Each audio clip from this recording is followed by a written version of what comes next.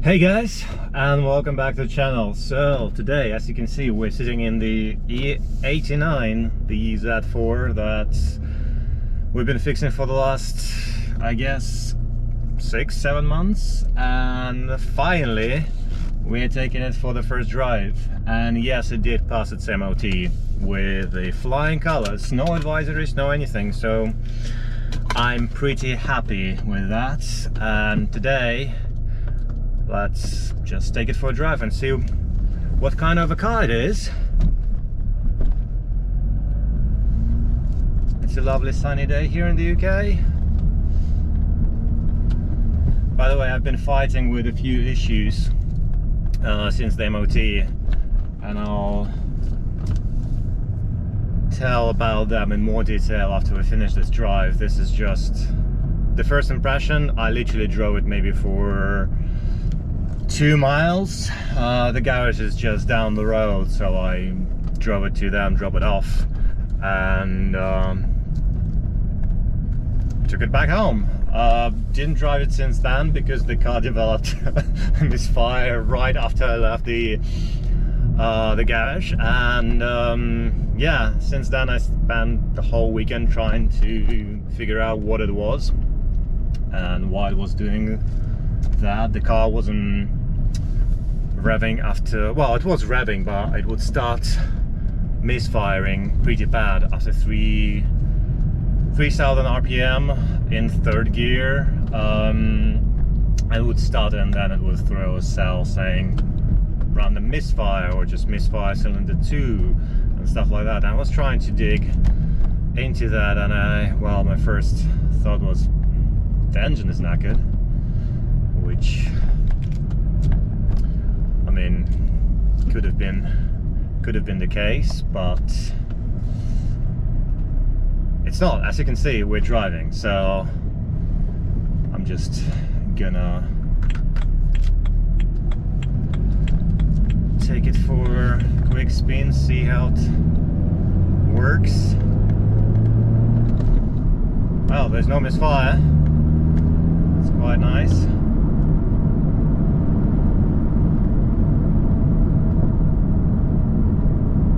As I said, this is the literally first time after I fixed the misfiring. Yeah, the issue was a lot simpler than I thought it was. As usual, sometimes you overcomplicate things for no reason, but it's one of those reasons. Anyways, so far the car feels fine, drives straight, no weird noises. I still want to replace the oil because I put the like cheap Halfords one. Halfords is a local brand, just to test the engine. It's not the best oil, so we will put something a little bit nicer, maybe this weekend.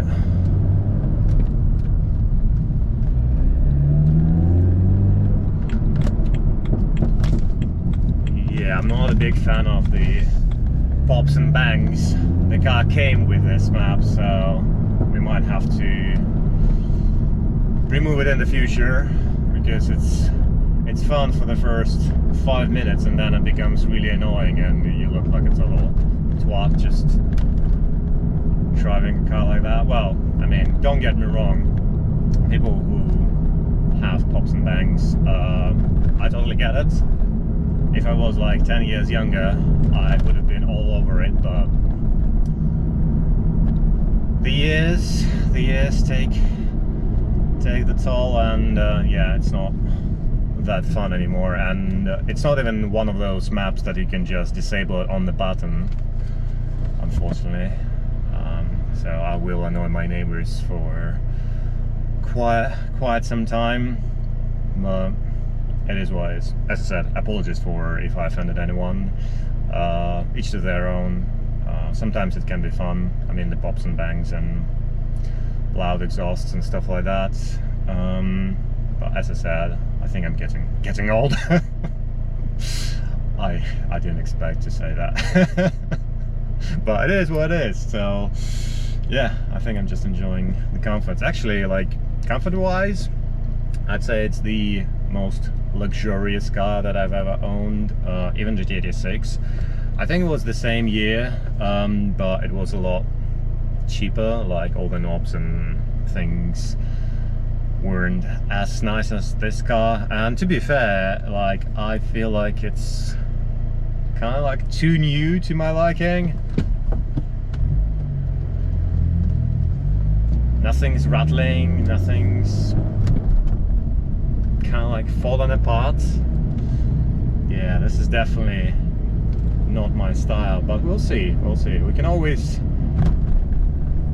make it worse, I suppose. By the way, the first thing that I want to say is the bonnet. It is long, but once you start driving it, it doesn't feel that bad. Overall, like, I don't think it's like any longer than the RX-8 one that I had. Maybe, I mean, lengthwise it is longer by a couple of inches, but the way it feels, I'd say it's pretty normal. I can see where the bonnet ends, at least from the way I adjusted the seat. It looks pretty normal car. I have no complaints about how it feels on the road in terms of, like I've watched a few reviews saying, it feels like you're driving the bonnet, and then the rest of the car kind of like follows that. I disagree with that.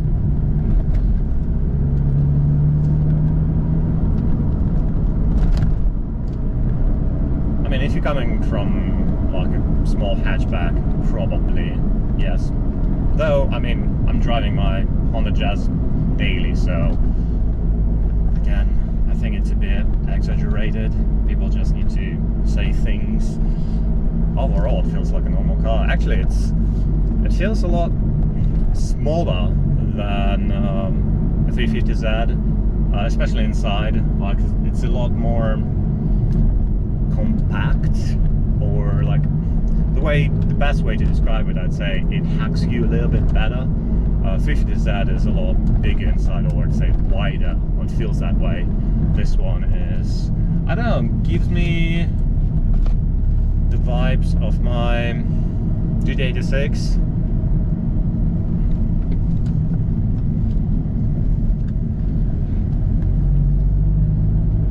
Yeah, I'm just driving through little villages.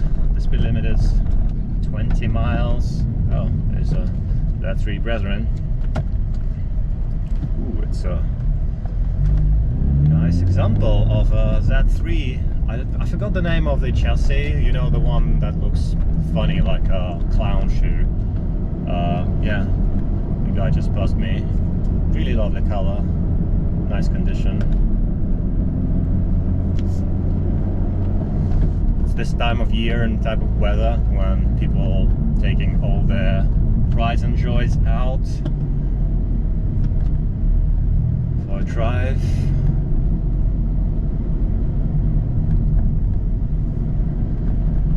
Yeah, the roads here are a little bit tight, but even then, I don't feel like I'm driving an exceptionally large car.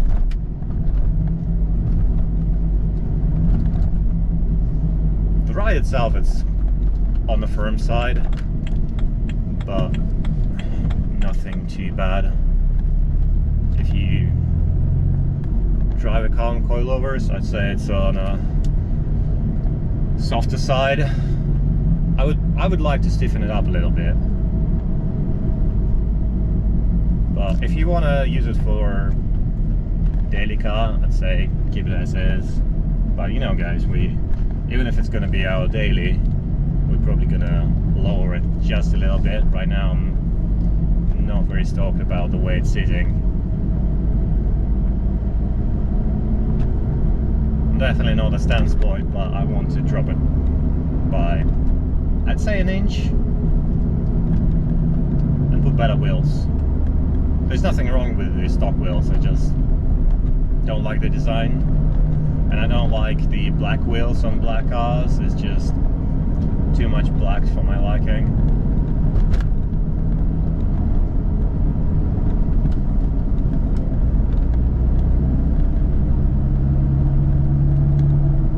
band is relatively linear.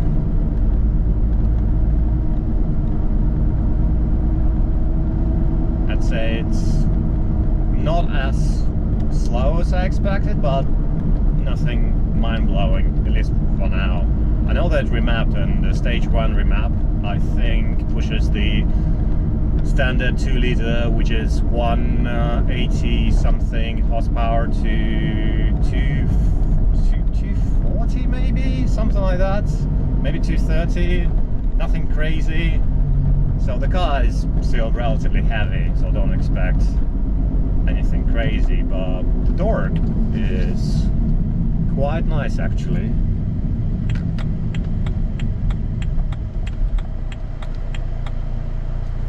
I'd say torque-wise it sits closer to my E46 3-liter. What is this? Come on.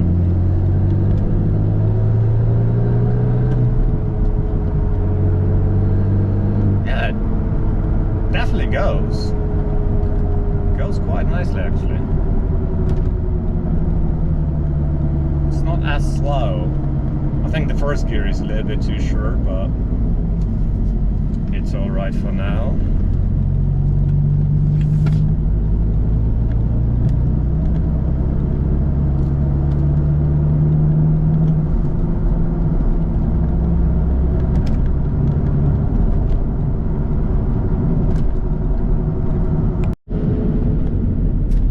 So torque-wise, as I was saying, it's a lot closer to my E46, which is 330 Ci M54 engine. It's very linear, very torquey. I'm cruising in 5th gear right now at just under 40 miles an hour.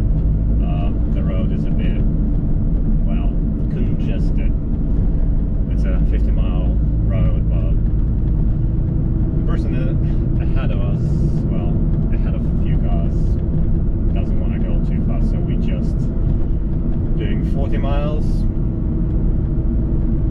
Fifth gear, drives nice. We are at 1600 RPM. And to be honest, I like this car a lot more than I thought I would in the beginning. I was very on the fence about, like, when I was fixing it, I was like, will I like it?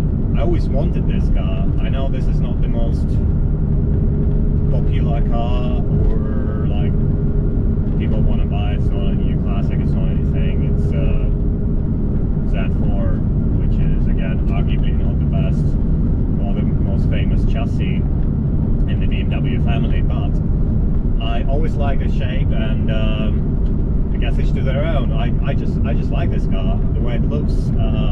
It always appealed to me, like long bonnet, the very kind of like aggressive stance. Yeah, and I really wanted to buy one, drop it low, put nice wheels on it, and just drive it. Maybe even, well, see how it doing like drifting, and maybe use this platform, not specifically this car, but this platform as a drift platform. But we'll see, they're not that expensive, don't get me wrong. If you go out there and will buy a similar car, similar year, similar mileage, I think it will set you back good 7, 8, maybe 9 grand, depends on the service history and stuff like that. This is a cut-end, obviously. It's a lot cheaper, but if you buy one with a 2-liter, or, well, if it's 20i or 28i, you might want to set aside about 700, maybe even a grand actually, to do the timing chain, because even if it's on a low end of the mileage, I would still say change it, just for your peace of mind. Overall, I'd say this car cost me something around, with the car itself, with all the fees, with the delivery, everything, I'd say about £6,500, give take. I still would want to replace the front bumper, and I will do it in the future because my spray job wasn't the best, and the bumper is a bit wonky, and the grill's still missing lots of tabs, and I have to use the cable tie to hold them in place. It's very ghetto, but as Lee Lockwood says, if it works, it works, guys, so I don't mind. No, it says we can go into 6. Okay, let's go into 6. We're doing 50 miles an hour, 6 gear, still very responsive, like 1600 RPM. I've put my foot down and I don't have to downshift, which is nice. Yeah, no, it's a great car, no regrets. And as I said, it's cheaper. I'm sure you can find something which is not Cardan for about 7 grand. Maybe you can haggle it down to 6.5, maybe even 6 grand. I mean, these cars, as I said, they're not that popular, and it's your middle-age crisis summer car or whatever. It's like not your drift boy demographics, so you don't pay the drift tax or your classic car tax yet on it. So I'm sure you can find one for even like 5 grand with a different engine, like 2.5. I think it's a 3-liter engine, N54, with decent mileage, and yeah, platform wise, I don't know how it's going to be good for drifting, but right now, for just like enjoying the car, if you want a little project that doesn't require lots of welding, which I mean I've been doing quite a lot, and I'm not enjoying it. I like my old cars, and I still want to get E190 Mercedes, be like a Evo replica, but it's just, it's a different kind of involvement. Like swapping an engine or just changing an engine is a lot easier, to be honest, if you have an engine crane and a few friends and just time and space to do that. I would do that instead of repairing rust, because rust repair, it's fun project, but it just takes so much time and energy and effort, and it's a very dirty job. So yeah, you wouldn't want to do full rust repair on a drift car and then smash it off the wall. I mean, I'm not enjoying smashing any of my cars. There's a guy in his Mercedes, he wants to overtake us, but it's not just us. We have like 5 cars ahead of us doing 40, which, I mean, fair enough, we're in the 40 miles down right now. But sound is very antsy.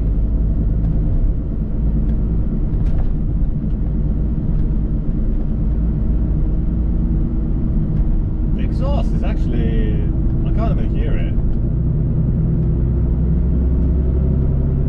It's got the back box delete, and I thought it would have been a lot noisier, you know, like that drone that you have when you delete the back box. But no, surprisingly, it's very quiet, minus the pops and bangs, which, I mean, you can only hear on hard disk cell. It's fine.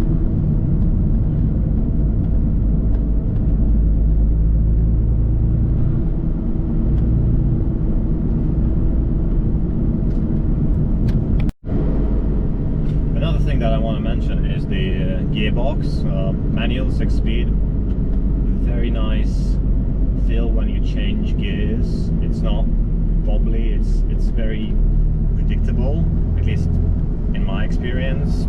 Feels very nice for a BMW box. I don't know the actual model or the number of this box, but it feels really great. I don't know if it's any different on the 3 Series, or 4 Series that come with this engine, but on this car it does feel very, very nice. It's like very, very short, very MX-5 like, I'd say. Yes, the pops and bangs. Sorry, villagers.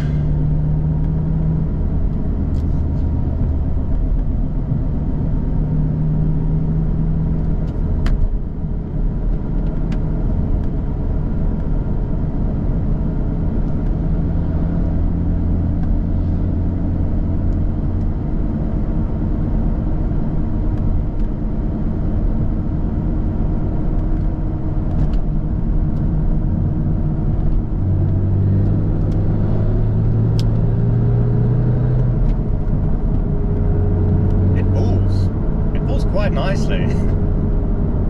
That was third gear pull.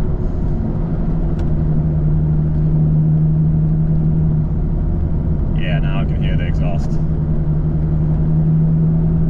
Yeah, it's actually quite fun.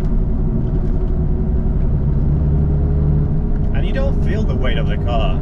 It's a lot more responsive than a 350Z. 350Z is more of a GT car, like it's slow. It's not slow. Slow is a bit wrong word for it. It's just a little bit lazy. This one arguably is a GT car, but it's a lot more nimble, at least with this engine, and feels a lot more fun. And again, don't get me wrong, I love my 350Zs. Wonderful cars. Different kind of like handling. 350Z feels more planted on the road.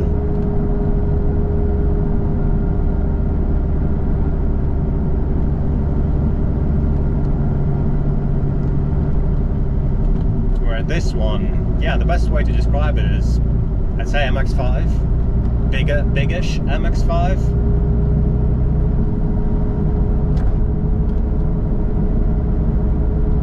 Obviously a bit heavier than your normal MX-5, but at least you can sit in this one like a normal human being. I'm not that tall, I'm 6 feet, but and I can fit in an MX-5 quite comfortably, but in this car you don't feel cramped.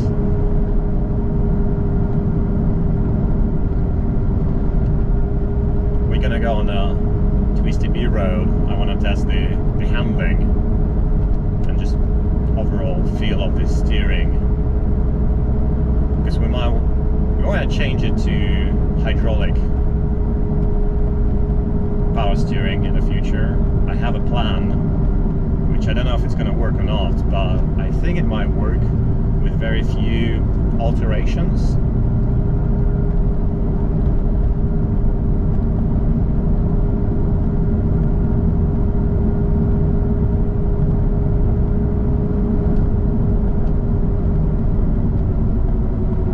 Brakes, honestly, for this car, it's more than adequate.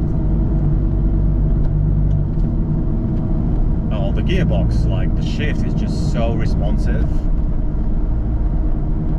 As I said, the best way to describe it is the MX-5, like the gearbox of the MX-5 is just, well, if you've driven one, you know what I mean. The throw was very, very short and just nice and responsive.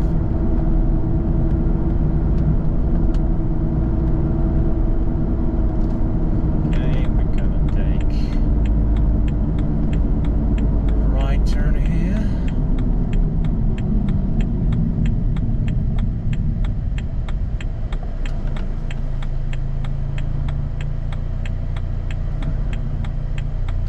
Ooh, there's a Infinity, which is, well, Skyline.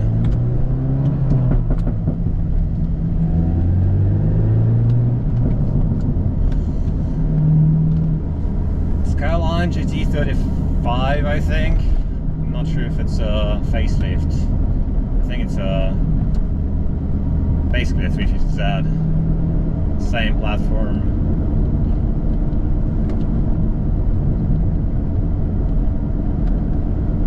It's quite interesting to meet a car like this on a big B road. I guess he's probably going to do the same way. Just testing his car. It's a really lovely road.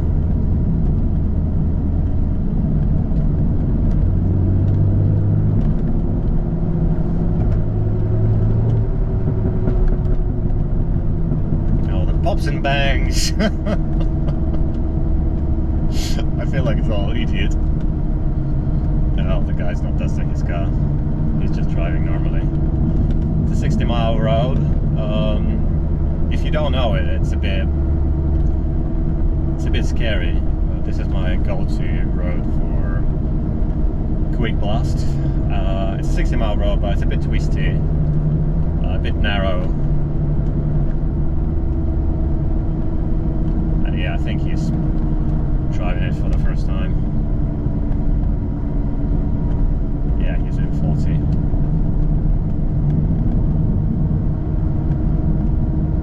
Sorry, man, I'm on your back.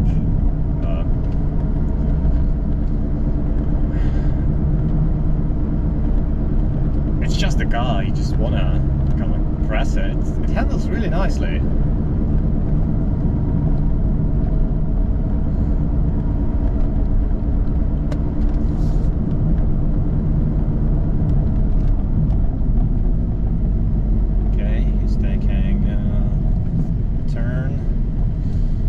Yeah, he came back home. Nice.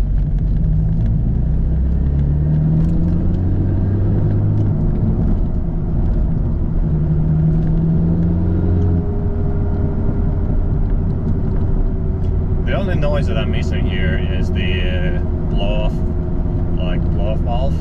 Would have been like, would have been perfect.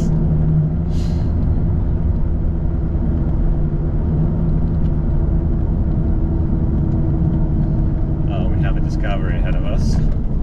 He's a little bit, oh, he's also turning. Nice. We might have, he's got a fancy number plate. Okay. Thank you, Mr. Discovery.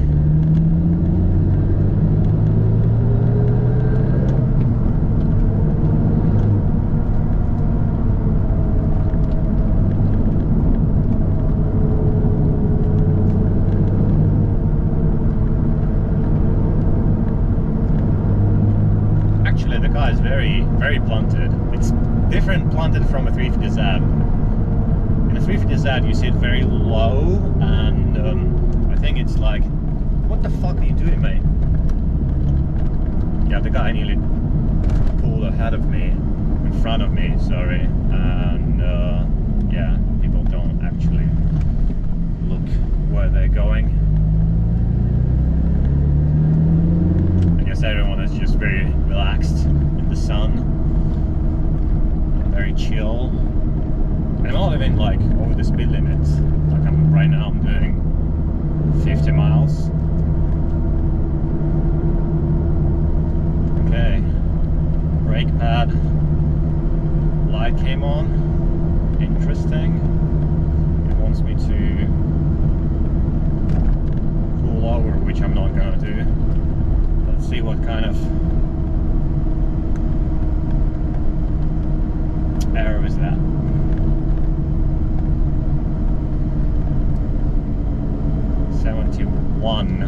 CCID 71. Well, I'll Google it later.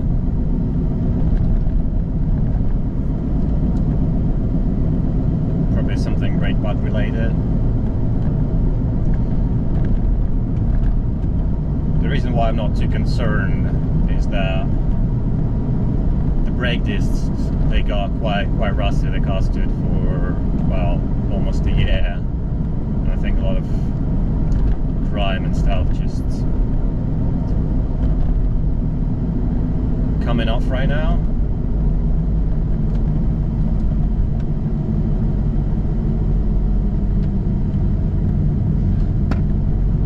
And we're just a couple of miles away from home, so I'm just gonna drive drive it home and see what it is. See you in a bit, guys. Okay guys, we're back in the garage from our little test drive. I've just checked the code. The code is as I expected, nothing serious. It's the brake pad wet sensor, probably on the back. As I said, the car hasn't been driven in a while, and as far as I know, they're also kind of like mileage dependent. So if it's ticking over X amount of miles, it will throw a code saying that it needs replacing. So I might do it later. I know that the pads are new, there's nothing wrong with them, everything is good. It's just one little thing. I haven't done the pads, but the pads like practically brand new. You can tell that they've been replaced. Oh, nice. And another error. What this time? It's something light related. Maybe one of the oh, hold on, let me see. I assume one of the lights is playing up, but I mean light bulbs. Again, all the little bits that do not affect the driving quality.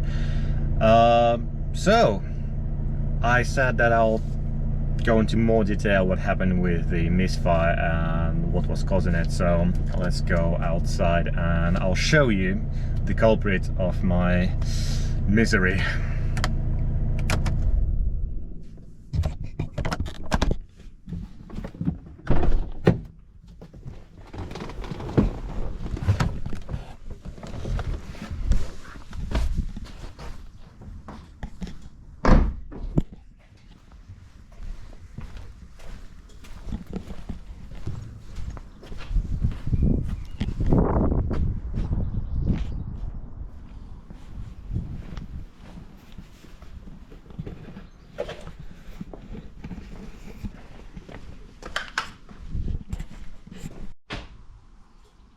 Yep, this is it.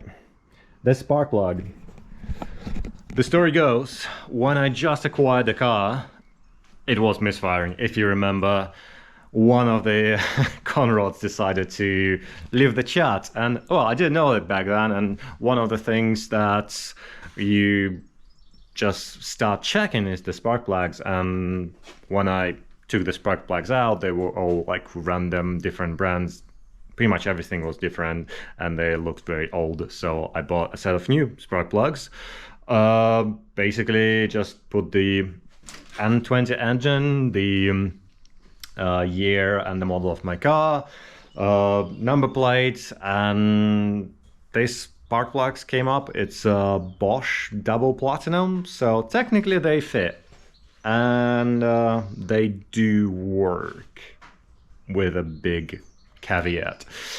The caveat is being they misfire like hell under load, and I don't know if it's one, well, probably in my case there's one cylinder that was misfiring all the time, and because you never think on the part that you've just replaced and you're trying to replace everything else. So I've tried all sort of combinations with the coil packs, because I had two sets from two engines. I was replacing them, and weirdly enough, I was misled by probably one of the, or several coil packs were going, so it was kind of temperamental. Sometimes it was one cylinder, sometimes it was two cylinder. So for a long time, I thought that it was the coil packs. So last night, I got a set of brand new coil packs. Delphi, I think OEM is Delphi. I don't know if these are OEM. Well, it says Delphi Technologies. It's got all the packaging, whatever. I don't think they're original-ish. I mean, they might be just like OE replacement, something like that. Anyways, I put them on, and guess what? Still misfiring. Damn it, I wasted £90 on the new set of coils, and just the same. So I assume, okay, what could be wrong? Maybe again a dodgy coil. And that's where I thought maybe I'll just like, because I've tried everything, literally everything that you can think of. I started thinking that the engine was gone. After all, the second cylinder, it was the second cylinder. And if you watch the YouTube channels on M20s, it's usually the second cylinder that goes. And I was like, no, not again. I just got a new new to me engine.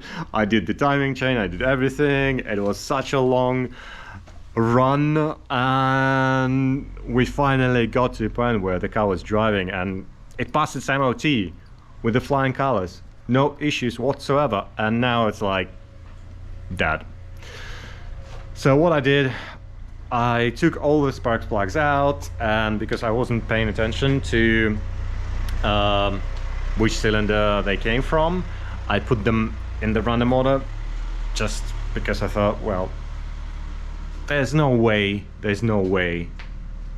it was the spark plug, but it was. So when I took the car on the road, it was misfiring again, but when I read the codes, it was a different cylinder. So that was a moment of eureka for me. It's like, aha, there's something that is moving around the cylinders. And the cylinder 2 was fine now, but the cylinder 4 was the one that was having a misfire. So that's where I took the old spark plugs from the new engine, and they were NGKs something, and I googled it, and apparently it's the ones that they're recommended if you don't go with the aftermarket ones. NGKs, I don't remember the part number, but those were fine. And I tried just one spark plug, I put it in, and guess what? Cylinder 4, the one that was misfiring, worked fine. So I replaced all the spark plugs with the NGKs, new coils, new everything, and as you could just see, it was running fine. I even I haven't filmed it, but I forgot that you can switch it into a sport mode, and yeah, it's fun. It's a little bit more responsive. It's not like hugely fast or anything like that, but the throttle pedal is just a little bit more responsive, which is fun. Overall, the car is fun to drive. It's cool experience. It's a very cool car. I did not expect it to be anything like that. I thought it would be more of a, like lazy-ish GT type experience where it's nice to drive on motorways. It's very kind of like laid back, but no, it's very firm. It's very composed car, and yeah, I don't know how you guys or what your experience is. 6 cylinders, 4 cylinders, at least with 4 cylinders, it's a lot of fun. Not fast, don't get me wrong, it's not fast by any means. As I said, at best it's got about 240 horsepower, which is nothing nowadays.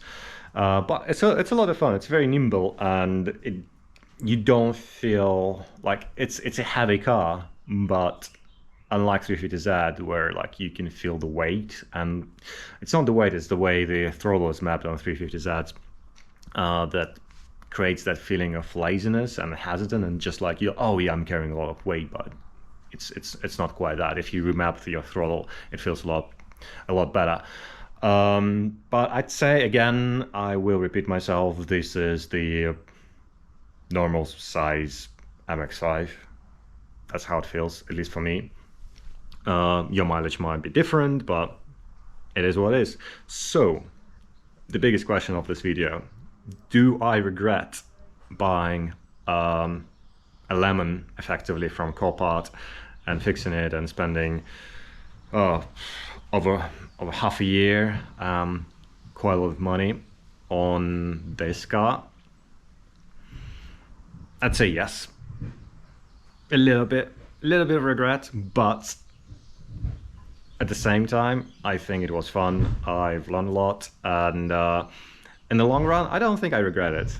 Regret is not the right word. I think when I bought this car, I thought that it would be nice, easy repair for a couple of videos. Just put new panels on, make it nice, put nice wheels, and just enjoy it and sell it on.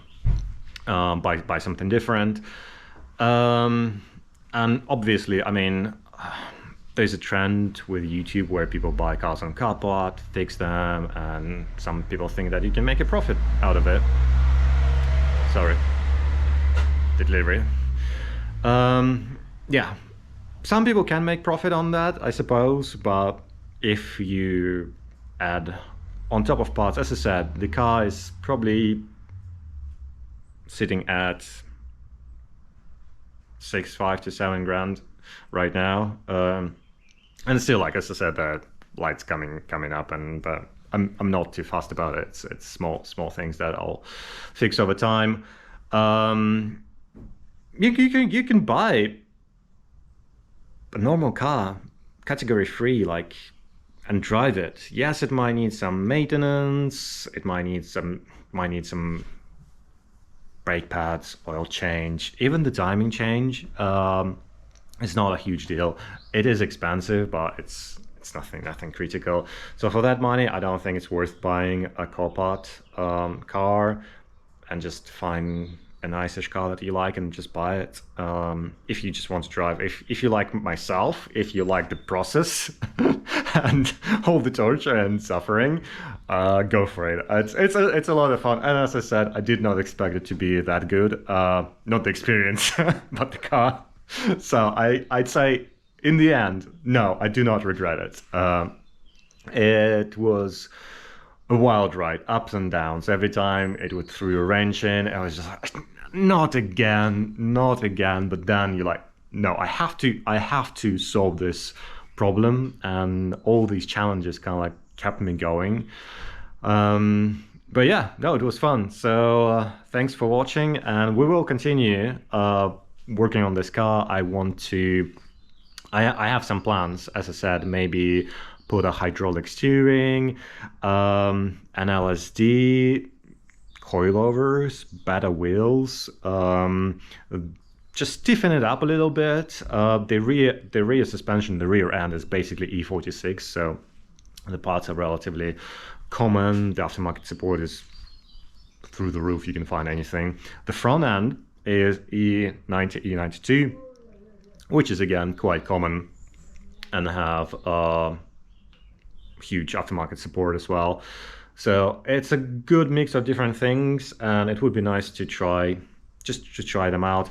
Another thing that I want to try, because I still have my E46, and I know it's a longish video with me just talking, but I think I might know how to widen the track width of the E46 using E89 parts, because the wheel track of E89 is, I think, is the same as M3, but M3 parts, E46 M3, but the parts are extortionately expensive.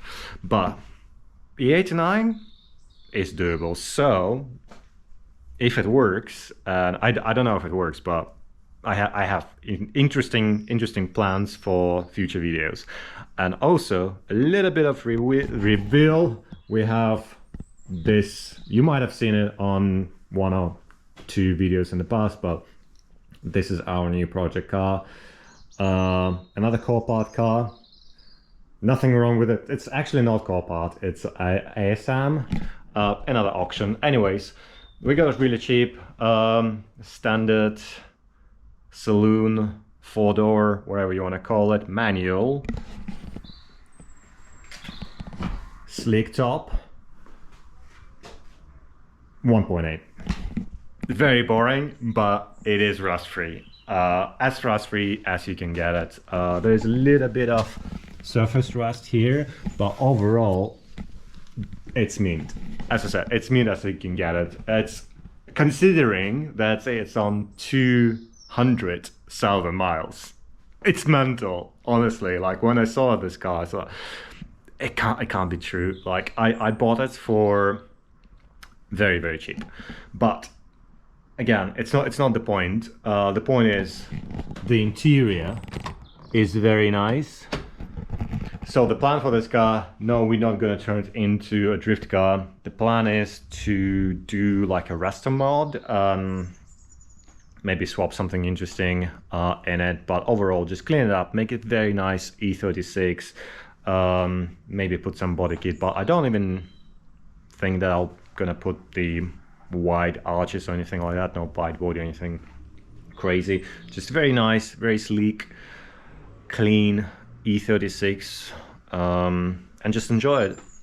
Yeah, nothing too special, but I think it's going to be a very interesting build. And with the E46, that's where we're going to go wild, I hope, if we can get some funds for it. Funds, aka a new job. But anyways, thanks for watching, guys, and yeah, I hope you liked it. See you in the next one. Bye.